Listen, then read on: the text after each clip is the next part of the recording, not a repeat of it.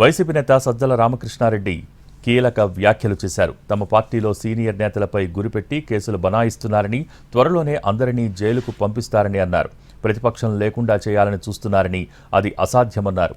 ఇలాంటి చర్యల వల్ల వైసీపీ మరింత బలపడుతుందని అన్నారు. నెల 2 నెలల్లో అందరూ జైల్లో వేయొచ్చని, అంతకు మించి వాళ్లు చేసేదేమీ లేదన్నారు. రాజకీయాల్లో ఉన్నాక వీటన్నింటికీ సిద్ధంగా ఉండాలన్నారు.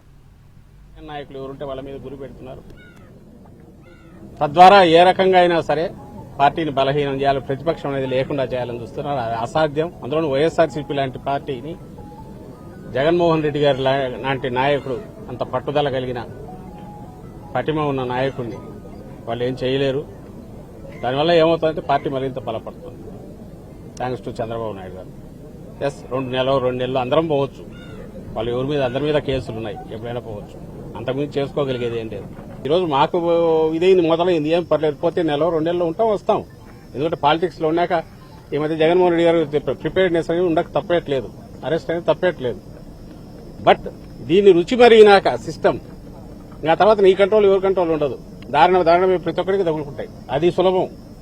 ఓ పవర్ఫుల్ పొలిటికల్ పార్టీ వాళ్ళనే ఇంత క్యాజువల్ గా చేయగలిగినప్పుడు సామాన్యులు, మీలాంటి జర్నలిస్టులు ఇంకా బయట కూడా నా వాయిస్ రైజ్ చేయాలని